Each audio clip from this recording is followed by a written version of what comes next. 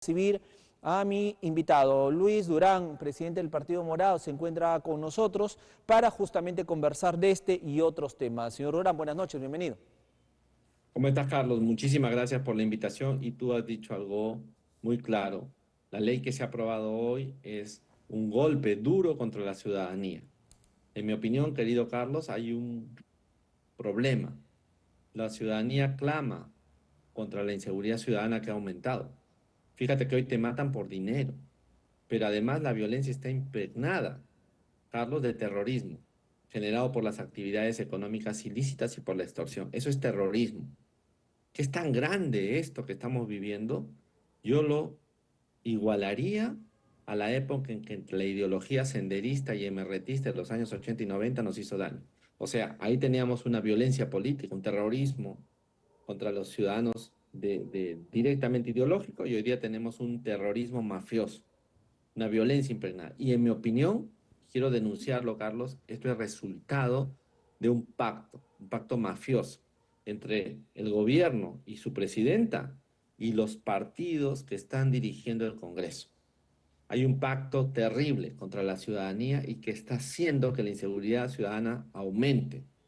Y te quiero decir que ese pacto es entre el fujicerronismo, los Fujimoris, Cerrón, Acuña y toda la compañía, Podemos, AP, Somos Perú y Renovación Popular. Discúlpame, Carlos, pero nos están fregando la vida. Nos están fregando la vida. Es verdad. Mira, a esos partidos no les importa defender a un gobierno corrupto e inepto como este. Quieren beneficiarse. No Efectivamente, les importa sí, es que en las verdad. calles maten a la gente. Sí, sí, vamos a profundizar en el tema, vamos a hacernos una pausa comercial, regresamos, porque sinceramente indigna, y entiendo perfectamente al señor Durán cuando expresa eso, nos están fregando la vida, y es lo que podemos decir en este espacio, ¿no? Porque sinceramente la indignación es mayor, la indignación es mayor. Y las palabras pueden ser mayores también. El hecho ya de decir que el sector salud va mal y que los pacientes llegan a morirse a los hospitales, a sufrir más aún con el dolor que sienten, y ahora ver a este Congreso que comienza a legislar normas que no favorecen a la lucha contra la criminalidad, es decir, que están poniendo a la ciudadanía como carne de cañón, que poniendo a la ciudadanía al frente en el paredón para que venga el extorsionador, para que venga el sicario, para que venga el asesino, para que venga el maleante, para que venga el malnacido y nos mate. Así nos están poniendo, nos están colocando a todos los ciudadanos delante, producto de estas normas irracionales que tienen. Nos vamos al Congreso hace algunos instantes, hace algunos minutos, acaba de aprobar la ley que faculta una vez más a la Policía Nacional para que pueda ellos dirigir estas investigaciones preliminares ante actos delictivos. Es decir, la Policía Nacional tendrá ahora toda la prerrogativa, ya no el fiscal, sino la Policía Nacional tendrá toda la prerrogativa para hacer atestados policiales, hacer los atestados policiales, establecer el tipo penal en caso de algún acto ilícito, dar la libertad o la detención de un sujeto, en fin. Eso va a estar ahora centrado en la Policía Nacional. La pregunta es la siguiente: ¿está en la capacidad de hacerlo? Yo les comento un hecho. Acá en Trujillo hay un restaurante en pleno centro, o cerca del centro, a unas cuantas cuadras del centro, que se llama Doña Peta, que es tradicional. 3 veces vienen atentando contra este restaurante. 3 veces. A balazos casi matan al personal adentro, en fin, un desastre. Este local está a 1 cuadra del Ministerio Público. Está frente a la Universidad Nacional de Trujillo. La última vez lo atentaron a las 7 de la mañana, cuando estaban todos los universitarios llegando a la Casa Superior de Estudios. Está cerca a un hospital de salud, como es el Hospital Albrich, y está cerca a la comisaría del Alambre.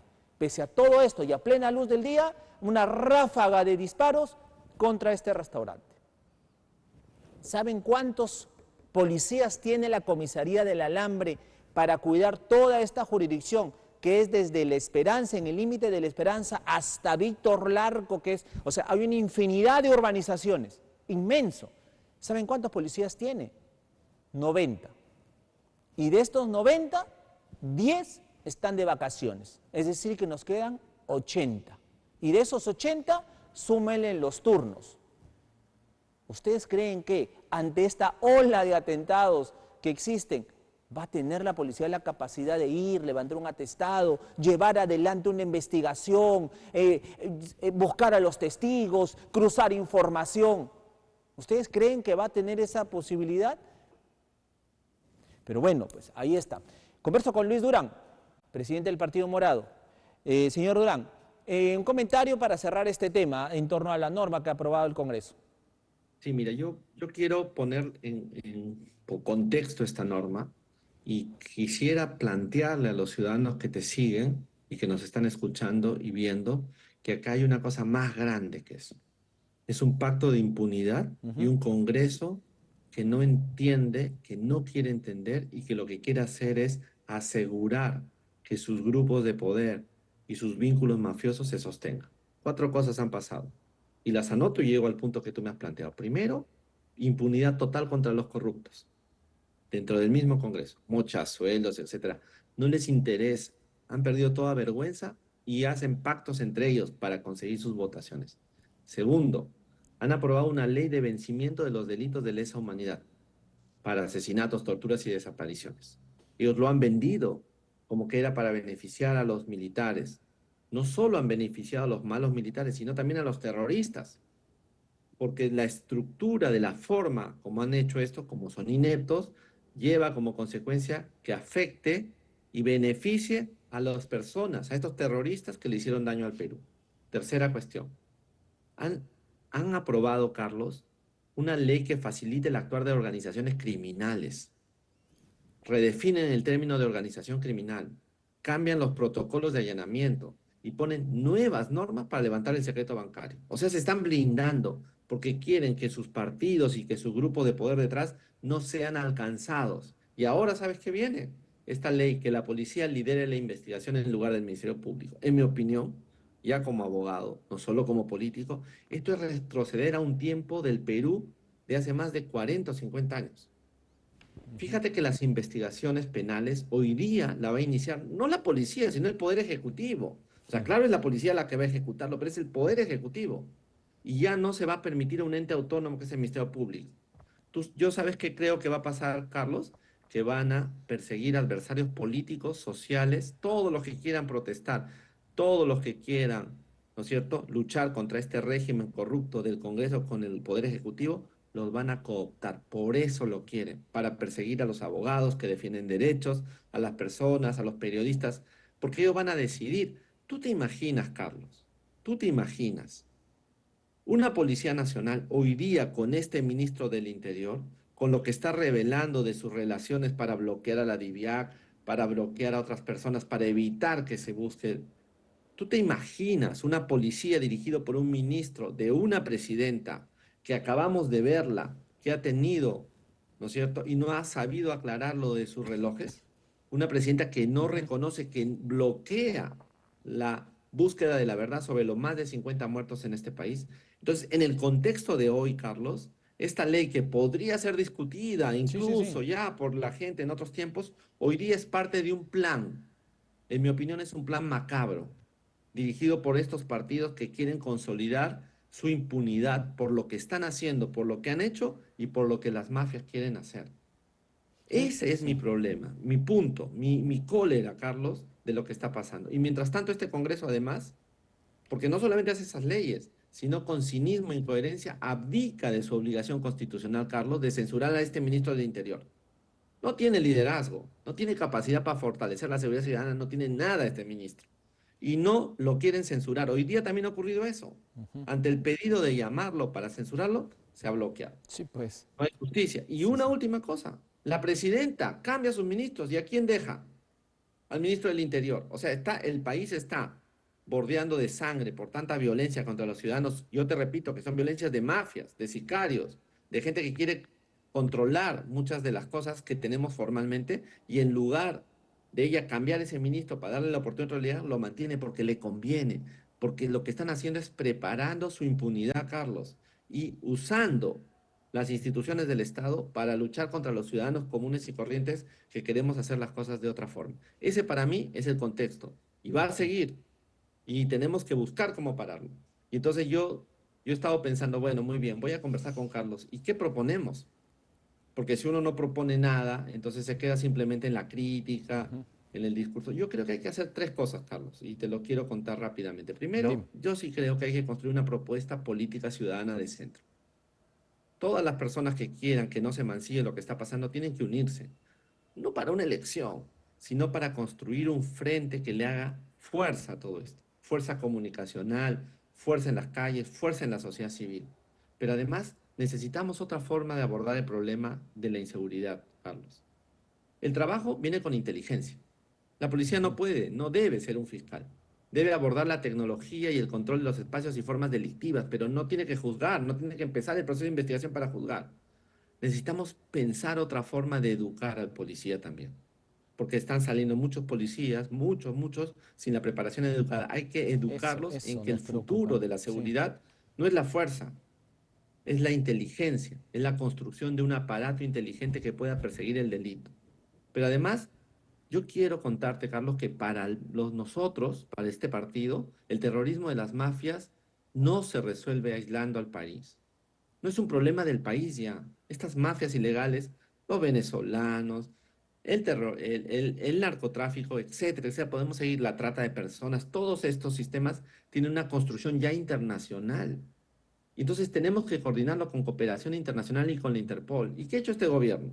En lugar de fortalecer y promover tratados con países como Estados Unidos, Francia, Canadá, Reino Unido, este Congreso y este gobierno está destruyendo esas relaciones de confianza, insultándolos, ¿no es cierto? Bajando la calidad Ujú. de los acuerdos. Sí necesitamos ese apoyo internacional.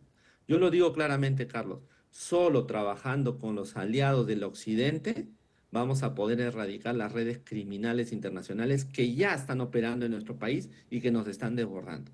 Yo quiero que la población entienda eso. La violencia, la inseguridad no es la inseguridad cotidiana del raquetero, de ese señor que te roba el celular. Esa es la base, pero aquí hay toda una cosa más grande que está desbordando y que si no le hacemos un pare, nos va a llevar a una cosa muy dura, Carlos. Entonces, en mi opinión, no nos merecemos vivir sin paz y sin seguridad. Tenemos que hacer algo. Yo he hecho esas propuestas, me gustaría que se debatan, entre otros, estas propuestas, pero creo que hay que hacer algo, porque si seguimos así, comprándonos el cuento de que este es un problema simplemente de una norma, que no, que por acá, no, nuestro futuro, el de nuestros hijos, está ya en cuestión, en mi opinión. Perfecto. Sin embargo, ¿qué hacemos cuando tenemos un gobierno que no lo quiere hacer, tenemos un Congreso que no lo quiere hacer, hay un contubernio entre ellos, entre estos poderes del Estado, y desde estos poderes del Estado se están tomando otras instituciones, Defensoría del Pueblo, Tribunal Constitucional, en fin, y finalmente comienzan a acercar todo lo que puedan? El Poder Judicial por ahí se sostiene, el Ministerio Público por ahí se está sosteniendo, están evitando, ¿no? Están evitando esta infiltración, pero como no pueden derrocarlos, entonces el Congreso, ¿qué hacen? Yo no puedo sacar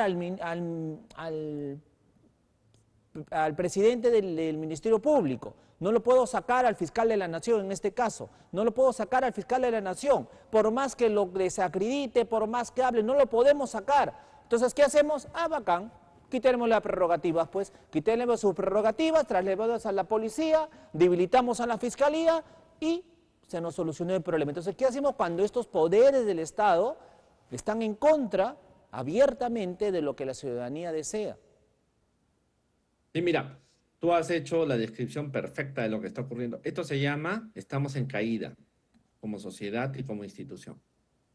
A veces estamos hablando de Venezuela y el Partido Morado tiene una posición muy clara sobre Venezuela, pero Ujú. estamos en ese camino.